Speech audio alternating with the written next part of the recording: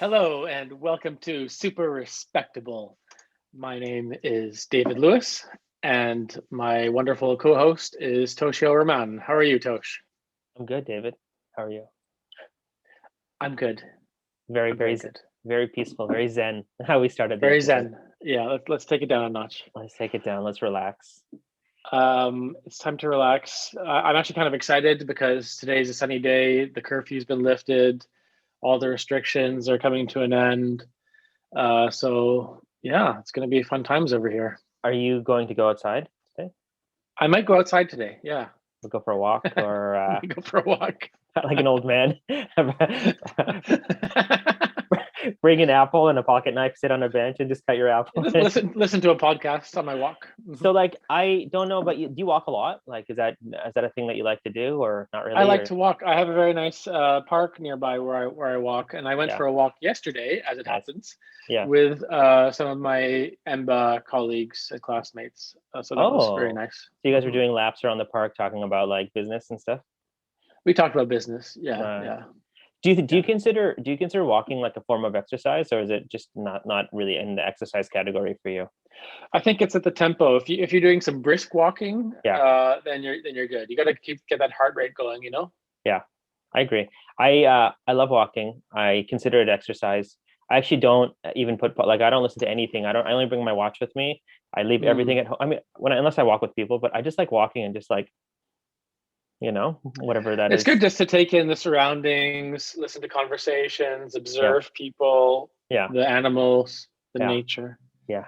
I saw some owls. That was kind of interesting. During the day? During the day. Really? Yeah.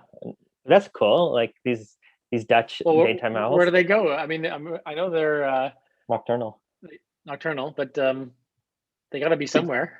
Yeah, that's cool. What were they doing? Like sleeping or just hanging out? Well, it's a kind of a funny thing. In the Netherlands, there's not much nature and wildlife.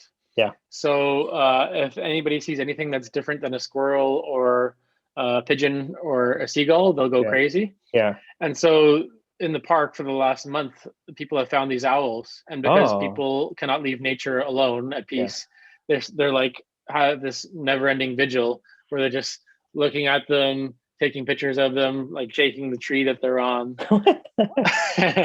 That's not good. I think we should leave the birds alone. Let them alone. Let them do what they have to do. We my office where I'm doing this podcast from has like a big window into our backyard. So on a sunny day, like I open the blinds and everything, and you can see like the squirrels running around and the birds, and even my cat kind of gets interested by it, and he kind of sits by the window looking at everything too. So like, just let it be, I think is the best way forward. Well, it's kind of interesting to me because in Canada, squirrels are a bit of a pest. I mean, they're everywhere and eating all the bird seed and stuff. But then when I went to London, I realized that not many people around the world are exposed to squirrels because there are a lot more people seeing squirrels for the first time in London. Yeah. And it was amazing. They would find some and tame them and like try and get them to like eat out of their hand. And like, that's disgusting. It's a London squirrel. It's probably got all sorts of like coronaviruses going on there. Yeah. Where do the squirrels in London live? Like they live in like Hyde Park and Regent's Park? They live a pretty good life. Regent's Park, Hyde Park, pretty nice environment, I have to say. Yeah. Isn't it funny how some animals, I've noticed they become very like domesticated, even if they live in the wild, because they like know about people. And like, right by my house, there's this big park and like there's a ton of rabbits and there's baby rabbits and adult rabbits. And you can go up to the rabbits and like, if you put your hand out, the rabbits will come towards you to see if you have any food. No fear. And then like when they realize you don't have any food, they just turn around and walk away. Yeah, screw you. But yeah, it's amazing. But I think we should just let animals be animals and not shake trees or feed them whatever it is that we feed them. Just let it be. Yeah. People aren't the best at that sort of thing. But there you are.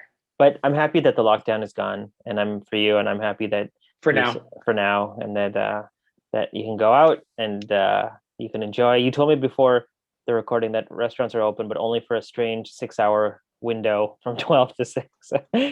Yeah. So you got to be really, really persistent if you want to go out. Yeah, so a few of the restaurants and bars aren't even opening because they don't make much money from those kind of hours. I guess they make money from their dinner services and Yeah, people buying bottles of wine and stuff. So yeah, we'll see what happens. It's a tough time for them, but it's also a very, very tough time for our loyal listeners in India. So I very much hope of wherever you course. are in India, your friends, family, and you are okay. So Yes.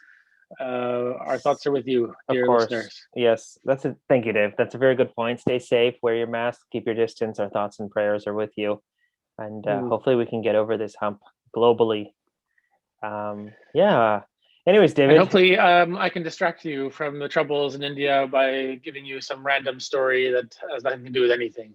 Yeah. I mean, That's I'm excited. I mean, my weekly random dose is always interested, always peaked. But yeah, you got a story. We had great listeners over the last couple of weeks where people are interested, and so take it away, Dave. It's your take week it to away. present. Take it away. All right, this week I want to talk about language, Okay.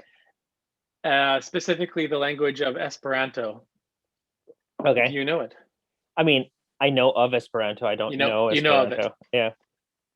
Okay, so I thought I would go into a bit of the history, some context about the language, some Yeah. of its characteristics, Yeah. and tell you a few examples of Esperanto phrases. Okay. I'll take Sounds notes. good? Sounds good. Take notes. All right. So Esperanto, it's the world's largest invented language. Oh, okay. I didn't know that. I mean, every language is, I guess, invented because, you know, it's kind of weird to me when they say, what's the root of this word in English? Latin. Okay. But Yeah. in Latin, What's that eventually root? some Stone Age person had to go make a noise and point at something, and that's the word. So it's invented, right? Everything's invented. I think you've Uh, dumbed it down to a pretty, but sure. okay, so but this is like literally like someone starting this thing Yeah, again from scratch, one sure, person. sure. It's like a guy on a computer, like coming up with something right then, right? Yeah, in a 19th century computer. So Okay. it was invented by a Polish ophthalmologist. Mhm. Are you aware of ophthalmology, Tosh? Oh my gosh, hold on, The wait. study. It's not eyes. That's optometry. Yeah, eyes. Is it Eyes. eyes? Eyes, nose, and ears? Or is it I just think it's eyes? just eyes. Oh, Sorry, Dr. Lewis, but I'm pretty sure it's eyes. He's gonna ophthalmology. call in. It's Okay. eyes. Okay, cool. Okay, let's just. I got it on the first try. Good. Eyes. There you go. Very good. Yeah, his name is L.L. Zamenhof. No idea Oh, what his actual those initials mean. It's okay. not explained. In the 1870s, so he grew up in the city of Białystok in Poland, Excuse me. where there were four different languages spoken. I think it was German, Yiddish, Polish, and Russian. Oh, okay. Cool. And he observed the conflicts that would arise and the judgments of the people if the discrimination against people. I guess maybe there was anti-Semitism, that sort of thing, and he was Jewish. Oh, yeah. So he came up with this idea of inventing a common language, which was separate from like all politics and cultural judgments, and would be a nice second language for the world where everyone would use it and it would have no biases, no challenges of that sort. So he invented Esperanto, also to reduce the amount of time and effort spent learning foreign languages, because that's also a pain, right? Totally. It's a real challenge. Yeah. So yeah, he wanted it to be the world's second language, and so Esperanto, it means one who hopes. I guess you can see how that comes from Esperanto. Espère, j'espère. Oh yeah. Yeah. En français. En français. So you can see the ease of learning Esperanto already. Yeah. How's your French, by the way? Muchos. No, Yeah. it's Moshi. mushy mushy. It's okay. It's not great, but I should work on it a little more. I think you were better at French than I was. I mean, just growing up and just practicing and applying it. My French was really good for about 6 months when I was in Morocco, and then it kind of went down. But anyways, we divert. It's but fine. Yeah. You'll pick it up again in Vancouver. Yeah. There we go. It's the best place to learn French. Yeah. So Mr. Zamenhof was very dedicated to the cause of Esperanto. He spent from 1870s onward, he spent the rest of his life dedicated to advancing the language. Yeah. And he spent 10 years translating books into Esperanto. Get out. Wow. He was writing original texts himself, and then he published the first book of Esperanto grammar in 1887. Yeah. This is all him. He's just a driving force behind this language. And it's like one dude, right? Pretty one much. Guy. One I'm guy. sure, one guy, but then it started to build a little bit. So it started to grow in the region where he was. So I guess Central Eastern Europe. Yeah. But through the miracle of, I have no idea, carrier pigeons and telegrams and FedEx or something. It spread around the world, however things spread at that time. Yeah. And the first Esperanto World Congress was held in 1905. Oh. And interesting fact is that this Congress has been held every year without fail, except for the World Wars and COVID. So they held the Congress. They actually held the Esperanto Congress online this year and last year. On Zoom. And but when it resumes, it's going to take place in Montreal. So maybe something to check out. That's cool. I didn't know that. So it's been like steady and strong since its inception. Yeah, it's gone in fits and starts, as they say. Yeah. And the history in the post World War I era is quite something. Yeah. So they had the Congress in 1905. Then the World War I started, and people forgot about Esperanto for a bit, I guess, because they were distracted by that. Yeah. Yeah. But afterwards, there was the Treaty of Versailles and all these delegations to try to make sure there was no more wars. And so there was, again, you could see how Esperanto would fit in well with this, because it's about creating harmony and common language, reduced nationalism. Yeah. So in fact, the Iranian delegation came to to Versailles and proposed that Esperanto be used in international relations. Oh, that's cool. The main language. And in fact, this was accepted by 10 of the delegates. So this had pretty good support, but it was opposed by the French. Oh, by the French. Yeah. I think exactly. I think at this time, French may have still been the language of international relations, as they say, lingua franca. Yeah. And they thought it was a threat to their language and its dominant position in some parts of the world. Yeah. So they fought it at every turn. They crushed it. They really did not like the threat posed by Esperanto. Yeah. And indeed, Esperanto was seen with suspicion. And as the decades went on into the dangerous times of the 30s, the Nazis and the Soviets, they did not take kindly to people who practiced and were speaking Esperanto. Because of like suspicious undertones behind it, or what it was used for? Indeed, there's a bit of that. So part of the problem was anti-Semitism. So Zamenhof, as I mentioned, was Jewish. And Hitler mentioned in his infamous book, Mein Kampf, he cited Esperanto. Yeah. He said Esperanto could be used by an international Jewish conspiracy to achieve world domination. Oh, wow. So Esperantists were persecuted by the Nazis. And from what I read, Esperanto, I think that's how the grammar you say it was spoken in the concentration camps. Wow. And the guards were gonna go after some, but some said, no, don't worry, I'm speaking Italian or some other language. I'm not speaking Esperanto. Oh, so that worked. Interesting. And then in the Soviet Union, Stalin, he had studied Esperanto as a youth. Yeah. Which is quite something. But as with most things with Stalin, he turned against it, and there was a purge. Yeah. And he sent Esperantists, all-known Esperantists, to the Gulag, and he accused them of being part of an international spy organization. Esperantists are people who speak Esperanto? Is that? I think so. Yes. Yeah. It's just like that's interesting. We wouldn't. I can't think of another instance where you classify someone based on the language they speak on, right?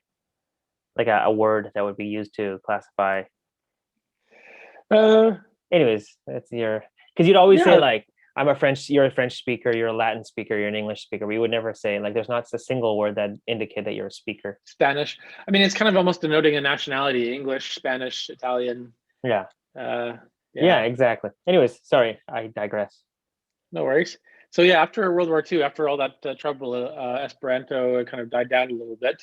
Yeah. But it has experienced a resurgence with the internet. The internet has been the saving grace for Esperanto worldwide. Nice. You can now learn Esperanto on Duolingo. Yeah. It's an option. I don't know if you've seen that. Yeah. It's an option on Google Translate. So if you're struggling with any websites that are in Esperanto, you can get that easily translated into English. Yeah. Cool. You can also consult some articles for your upcoming podcasts on Esperanto Wikipedia. Yeah. I'm not sure how many pages have been created there, but maybe we can contribute after we've learned the language. Sure. And as with most things with the internet, you can connect with fellow Esperantists that you didn't know existed.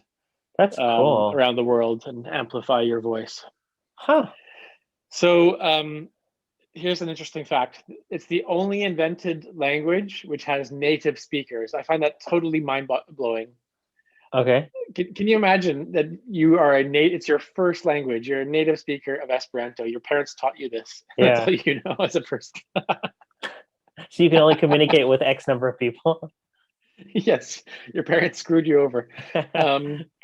So apparently there's about 1,000 native speakers of Esperanto in the world, and I would love to meet one of them one day.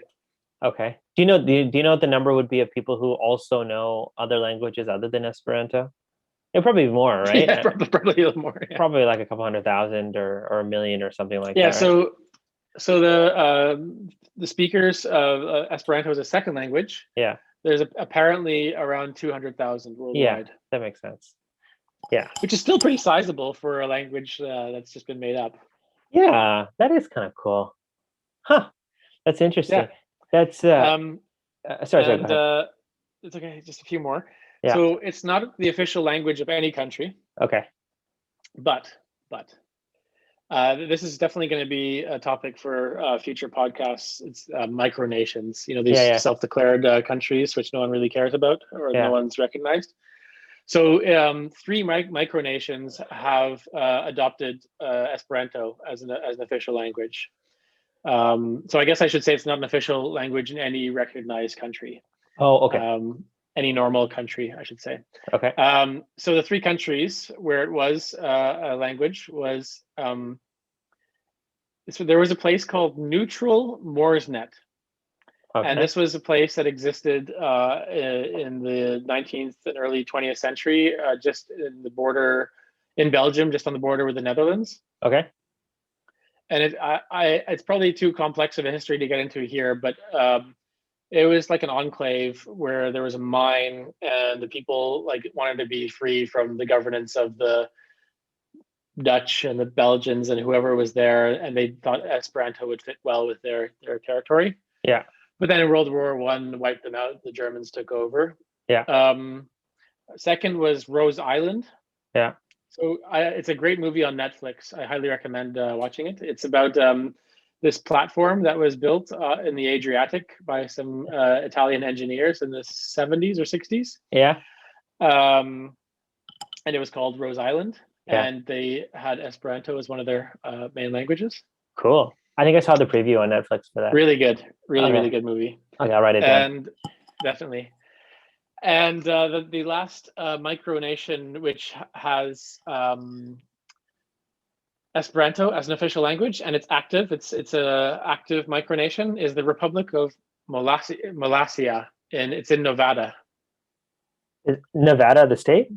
The state of Nevada, yeah. There's a guy who has declared his farm or territory a sovereign state, and nice.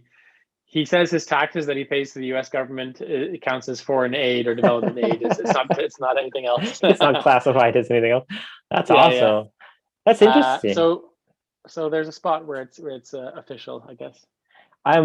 Did you find in your research, do you think the guy who created it, there was ever any ill intent in creating it, to create some type of division between people, or no, he really wanted to just unify people? He wanted a common denominator. Totally.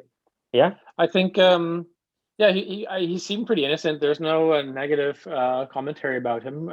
He didn't His rise motives were pure, here. and He didn't make money off this thing or rise to power and I don't think fame. there was much money or power to be had with this thing. I mean, he said it was a long-term plan that it would eventually take over. He said it was a centuries-long plan, so he had no expectation that this would ever take over in his lifetime. That's crazy. So you never know; it could happen.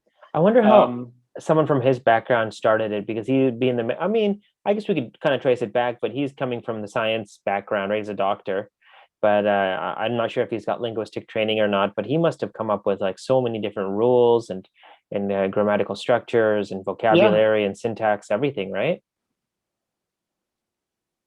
So yeah, I'll get into that briefly. I'm not so good at explaining languages. It's like if someone wants me to explain English to them, I can't. Yeah, Like I'm a native English speaker, yeah. and if a non-native English speaker were to ask like, about grammar and syntax and all these things, I Oh would just yeah. glaze over and be like, just follow my lead. I'll talk to you, and we'll I figure it out. so I this is so funny is that when I had been traveling overseas, I did a little bit of teaching English, Yeah. and then for my wife, like English is her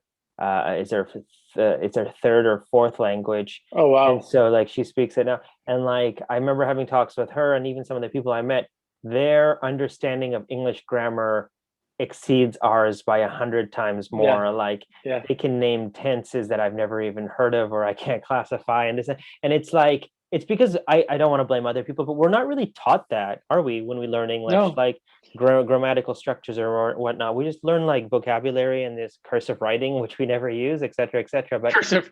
That was so useless. But yeah, but uh, but yeah, isn't it funny how we don't learn that stuff in school? We just learn kind of the basics, whereas outside, internationally, people I think they know the foundations and the theory really well, and it's just the vocabulary and the Mm. speaking they really want to improve on, right? Even though like it's really good and they know it, but yeah, I'm amazed at my Yeah. wife. She learned all of it very, very quickly, and she's like almost like she's fluent pretty much in how she speaks, and she has a good grammatical background. So when she asks me questions about English, and sometimes I don't know. I don't know. I don't know. Yeah, it's a problem for I guess native English speakers. It's yeah, it's just taken for granted that we know it and we don't know how to explain it. It just is. Yeah, Um, yeah, yeah. Sorry. so yeah, it's quite impressive that Dr. Zamenhof could just create a language out of nothing. Wouldn't even know where to start. Yeah, But basically, so Esperanto, it uses Latin script. yeah, It's very like one of the criticisms is that it's heavily drawn on other European languages. yeah. So I his just read idea, I that. Yeah, guess, was just trying to like combine the European languages to make some like supranational language. yeah. So there's 28 letters in the Esperanto alphabet as opposed to 26 in the Six. English one. Yeah, I got that part right. So the vocabulary is largely drawn from the Romance languages, which I think we know: French, Italian, Portuguese, Spanish. I think that's it. yeah.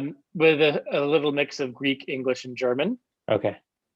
And then the syntax, so the structure is Germanic and Slavic. Okay. So that's a bit interesting. I don't know how that would work. The pronunciation is meant to be easy and obvious. The Yeah, grammar is simple. yeah. It's removed a whole bunch of different tenses. And it's estimated that you can become fluent in Esperanto in 3 months to a year. Get out. Really? Yeah. And so there's some studies, and they're probably funded by the Esperanto Institute or something, but they Yeah, say basically that it serves as a fantastic building block for kids. So maybe yeah, something to consider yeah, is, since it's so easy to learn, yeah, and it actually has some connections to quite a few European languages, yeah, it is very good at giving you the understanding of how to learn a language. yeah. I can get that. And Yeah, then it accelerates your learning of the next language you learn yeah, much yeah. quicker than other comparable languages. So You've developed those tools. Yeah, if you do Esperanto in 3 or 4 months, yeah, and then go to learn French, you'd be ahead of the French student who had done it for the whole time versus yeah. you jumping in at the 3 or 4 month mark. That's awesome. I just read while you were speaking. I also read that they said that it takes a quarter of the time in relation to other languages to learn. So like pretty much 3 to 1 year, right? If most languages, Hmm. I think they talk about If you're depending on the language. dedicated. If you're dedicated, yeah. But have you ever tried on Duolingo or any other? app I on have not. Esperanto? So there's actually another interesting little tidbit is that in The Hague, Yeah. there is the International Esperanto Institute. It's based in The Hague. Okay. The So EIA. EI. yeah, yeah. I suppose post COVID, I could attend some Esperanto classes and start learning it. So Why? You know what I'll do it's is an why option. don't? How about for next week? Let's both do one or two classes on Duolingo, Yeah, we'll test it out. and then we'll test that. We'll come back with a review. I'll download it on my phone. I actually find just on a side tangent, I find Duolingo to be very very good as an introductory app. I mean, sometimes I don't like some of the stuff they teach you, but it's for someone who's sitting around on their couch and has got 5-10 minutes to spare. It's not a bad start for any language, I think. Have you completed a Duolingo language? No, I always I start French and Arabic and I get to a certain point and then I just stop. But I've never finished one. But I saw a video of a dude who finished the French over 2 years or something like that. He did every lesson and over, and then he took a test and it was pretty impressive. He wasn't fluent, but it was impressive in like where he got to just by taking Duolingo every day. Have you finished one? Yeah, I did. Yeah, I finished Spanish, but then they added like four more like Yeah, sessions and lessons, modules. and it's Yeah, never over. But the thing that I found with Duolingo is that yeah, it's pretty good. It's really good for like if you want to learn how to read the newspaper, something pretty basic. You'll get a pretty decent comprehension. yeah, I think it'll be a bit more of a difficulty for listening and speaking. yeah, So it's very good for just reading and possibly writing. yeah. But speaking is, I find, for any language, that's the final stage of mastery is when you can communicate through speech in that language. I agree. I think I speak two languages fluently, and then like you can add another two, and they're like not fluent and they're not horrible, but they're kind of horrible medium. And like when I was learning them, I found that reading and writing was really easy because it's just like you in a book, and you can Mm. just kind of. It's the speaking. Speaking can also not be difficult. I mean, immersive environments really help, I find, but it's also like communicating with other people that really just takes just the more practice you have, the easier it gets, right? Like these immersive environments help, and just watching television helps and stuff. But it can be really, really difficult just sitting there by yourself on an app or on a computer doing it. Like I don't Yeah, know if you how your language learning experiences have been, but it was very difficult learning for certain languages at an older age. yeah, exactly what you say. Yeah, immersion is definitely the best way, and the gift and the curse of being a native English speaker is that everyone Yeah, wants to be an English speaker, but yeah, it's the challenge to go as an English speaker and learn another language where it's so widely spoken. yeah, Where do you go to immerse yourself? So even if like I went to Italy to learn some Italian, and I went yeah, to Spain to learn some Spanish, yeah, but you basically need to find a place within those two countries where English is not widely spoken. So you shouldn't go to yeah, Madrid or Rome yeah, or like the big cities. You should try and find you somewhere in the countryside where once you leave the classroom, yeah, you're forced to speak it and like do sign language or something because that's the only way you'll really get a quick pace yeah. of learning. I think I've been reading stories about people who learn languages and polyglots who are like people who can speak multiple languages fluently.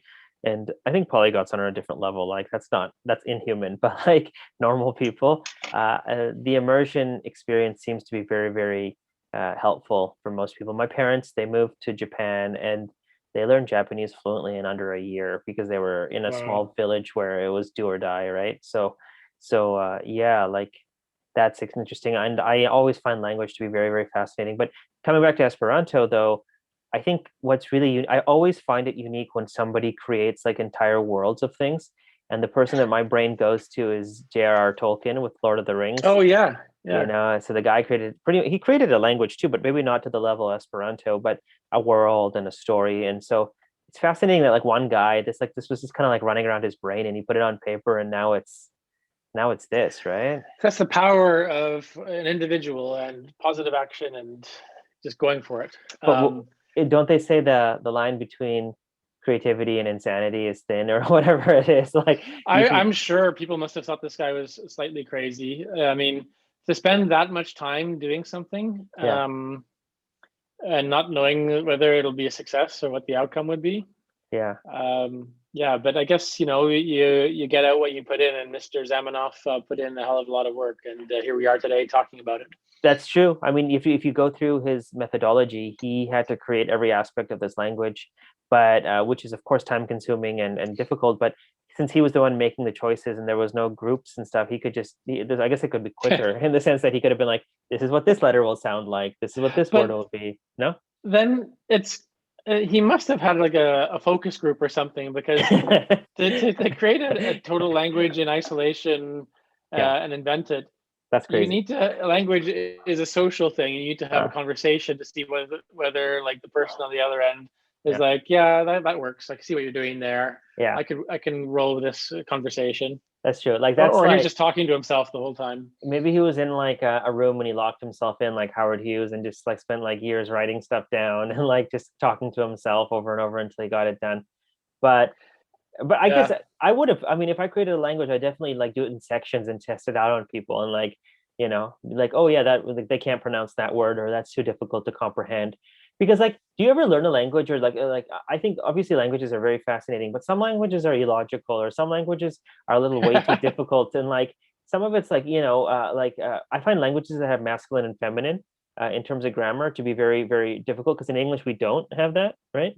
So like when they tell me like, no, like this is this, but with this, and this is this with that, it becomes difficult. Spanish is the one that really throws me off. Every time I start Spanish on Duolingo, they always talked about how this is apple, and this, and like the masculine of apple and the feminine of apple, and then I get kind of confused and everything.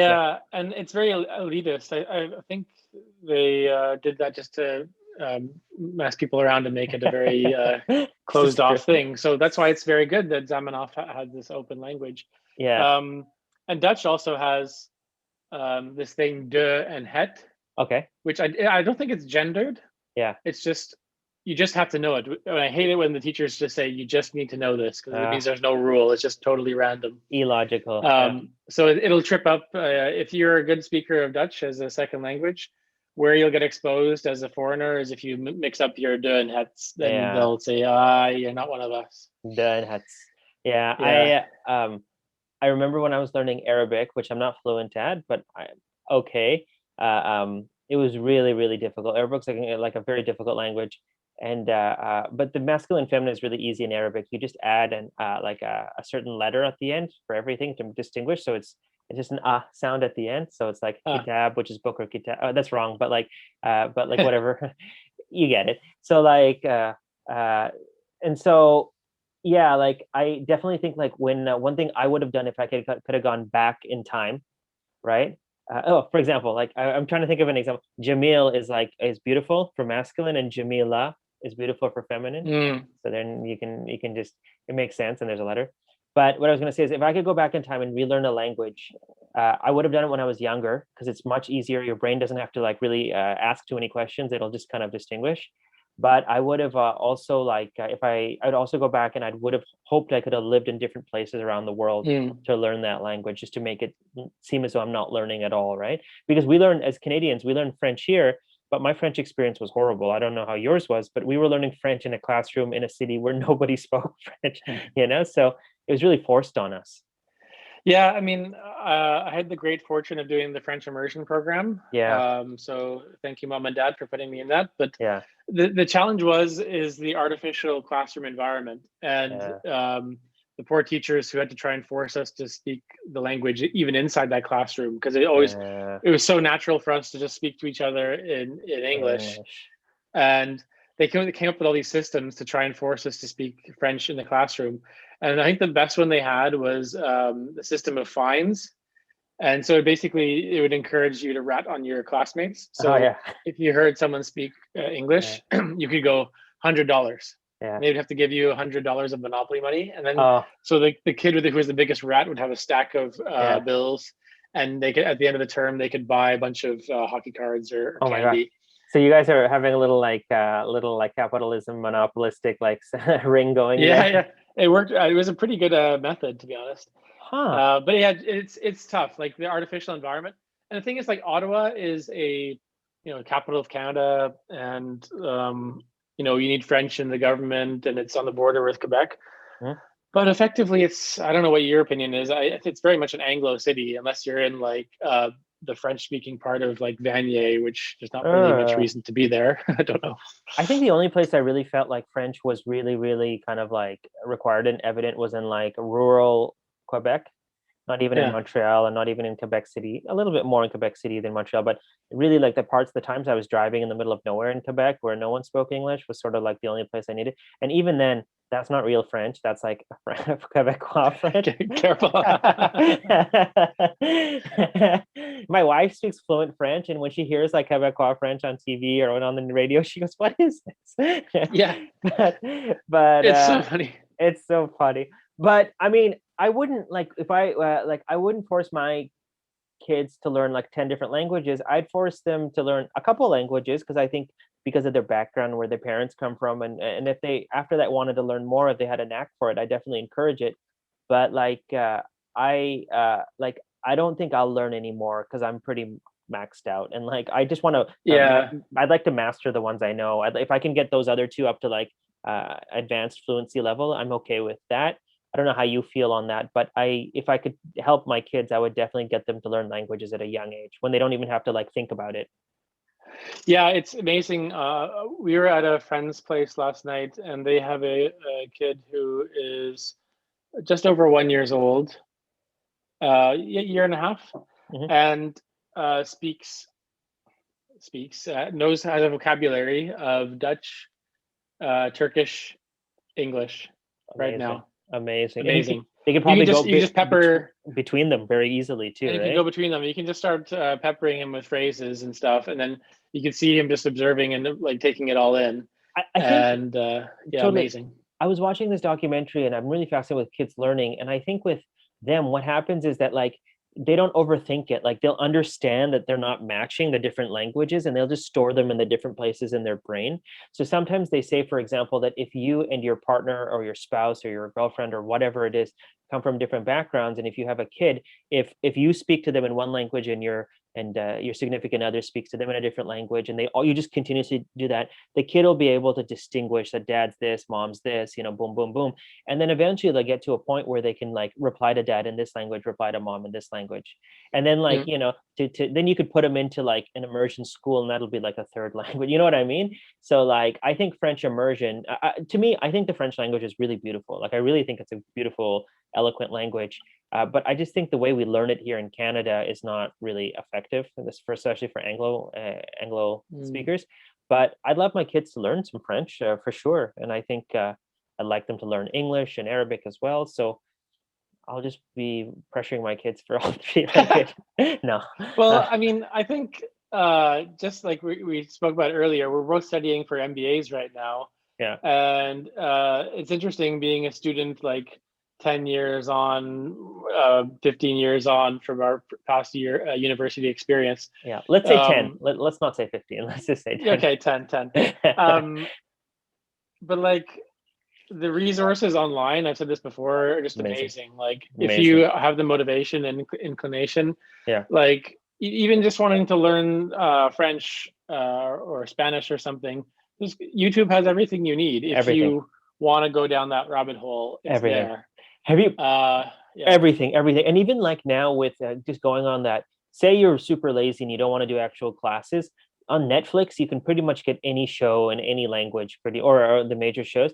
So you meet these people who've mastered fluency in languages just by watching television or dramas or TV serials or series. So Yeah, I heard, I was looking into that because I went through a phase of like trying to fully immerse myself in Italian, and yeah, it didn't really work that well, but it was cool to try. yeah. Um, At least you got to watch but TV.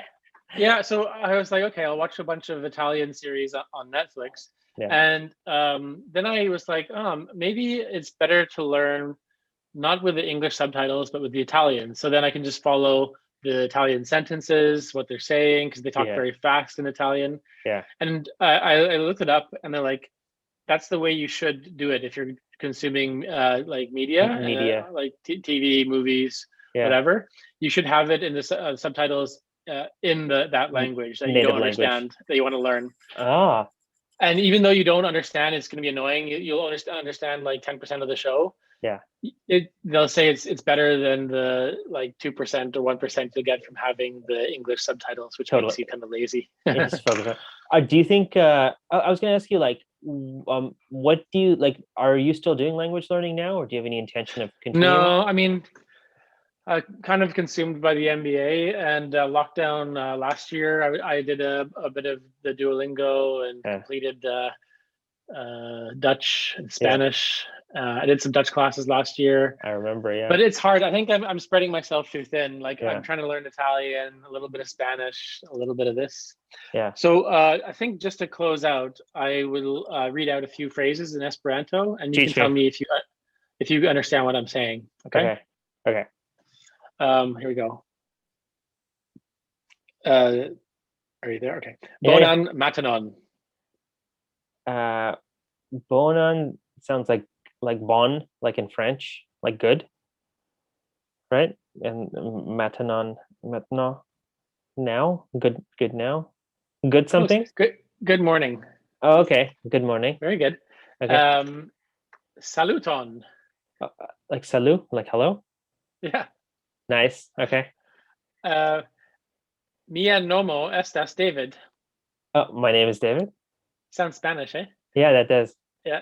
And then last one, which is kind of hard. Kiel vi fartas. I don't know, but is that appropriate? That's our podcast. Yes, it's explicit. Okay. How are you? Oh, kiel vi fartas. So that's the least English, Spanish sounding one I could think of. Yeah. Do you think if you know any of those European languages, the roots, like, it'll be easy to learn Esperanto? Yeah. It's very much focused on European language speakers, but apparently it's supposedly quite popular in Japan to learn Esperanto and around the world. So I wonder why. I have no idea. Have you ever have you seen the what's it called? There's a table that like ranks languages by difficulty around the world. And it talks about the easiest languages to learn versus the most difficult. I'm trying to remember what the most difficult languages are. Hungarian was amongst the most difficult, I think, and that's why I didn't learn much. Okay. So I just Googled it. So the hardest languages to learn are the first is Mandarin, which is like spoken by obviously like hundreds of millions of people. Arabic is number 2, then Japanese, then Hungarian, Korean, Finnish, Basque, Navajo. And then the easiest, I would say, what's your guess for the easiest language? I mean, English, I guess, would be one of them. Yeah. So I don't know. Well, this is just one guy's opinion. I don't know if this is like really that, but they say Dutch is pretty easy. Do you think that's true? No. Yeah, it is actually. It is. Yeah. Okay, French, Italian, Norwegian, Portuguese, Romanian, Spanish. One thing I've learned is that the European languages are very very interconnected. Once you kind of know one, it's like, especially between Spanish, Italian, and French, it's easy to pick up on the other. Like and English, Dutch, German, they're more connected. But yeah, I was when you learn a language, is your intent, like, do you try to master all 4 areas: writing, reading, listening, speaking, or just, because I just care about listening and speaking, to be honest? I don't really care about writing. Yeah, I mean, the best one is about speaking and communicating on the street and stuff like that. But unfortunately, I find that the most challenging. So anyways. But thanks, Dave. That's really fascinating. If any of our listeners speak Esperanto, let us know. We'd love to hear from you, and then tell us what languages you speak. I think we have a huge diverse group of people. So like, there's languages from all over the world. It'd be fascinating to see where people are speaking. Absolutely, dear listeners. But how do you say goodbye in Esperanto? Oh, I'm looking it up. Very, very good Esperanto. Oh, I got it. Gis. Adiao. Well, to all our listeners, thank you for listening. How do you say thank you? We'll just do thank you and adiao.